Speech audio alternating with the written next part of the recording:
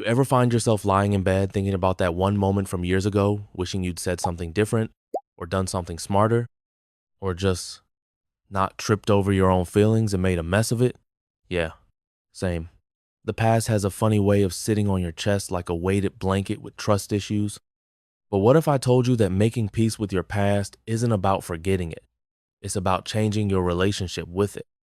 Look, I know how frustrating it is when people say, just let it go. Like, okay, Elsa, but how? When that stuff still makes you wince 3 years later, when it shaped how you see yourself?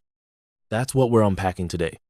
Why the past still haunts us, how we cling to old stories, and how you can finally start writing a new one. One where you're not the villain or the victim, but the author. So let's get into it. First, let's talk about why the past still stings.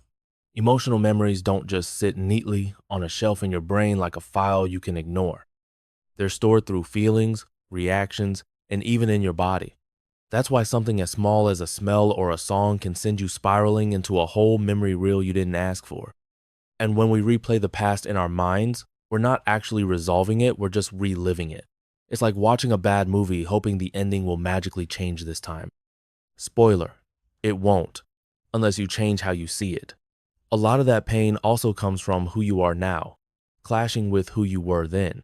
Maybe you've grown, maybe you've healed, and now you look back and think, why was I like that? That discomfort is actually a good signet, means you've evolved. But it also means you need to update the story you've been carrying. Because if you just shove the past into a box labeled ignore, guess what? It still leaks out. Usually in ways you don't expect, like overreactions, self-sabotage, or low-key trust issues. Now, let's look at the stories we tell ourselves. When something painful happens, we naturally try to make sense of it. That's how our brains work. But sometimes the story we create isn't exactly accurate. It's just the easiest explanation that helps us move on temporarily. Maybe something went wrong and you told yourself, I always screw things up, or I wasn't good enough. And even though that story hurts, it feels familiar, comfortable even. Over time, that narrative becomes part of your identity. So when something good happens, your brain goes, wait, that doesn't match the story, and tries to self-correct. That's why people sabotage success or reject love they actually want. Your brain's just trying to be consistent with the label it's been using for years. But here's the thing, those labels, they were probably created when you were in survival mode, not truth mode. You didn't choose them, they just stuck. Now it's time to start peeling them off. So how do we actually let go of all that? First, understand that letting go isn't about erasing the past. It's about changing your relationship with it. You're not deleting files, you're renaming the folders. One of the most powerful things you can do is practice self-compassion. Think of your past self not as an idiot, but as someone doing the best they could with what they had. Talk to them like you would a friend. Second, reframe the story. Instead of I failed at that relationship, try that relationship taught me what I need and don't need. Instead of I was weak, try I was learning. Words matter.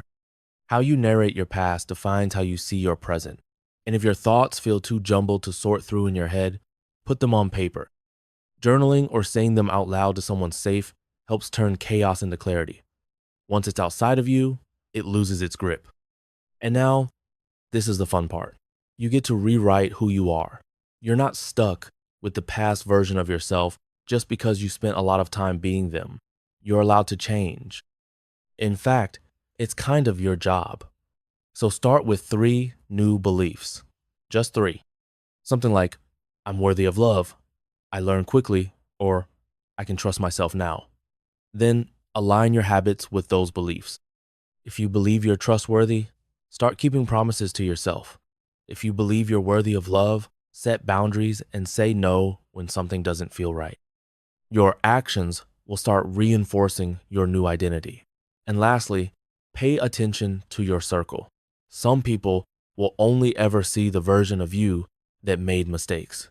That's fine. You're not living for their lens. Find people who see your evolution and reflect it back to you. Here's your takeaway.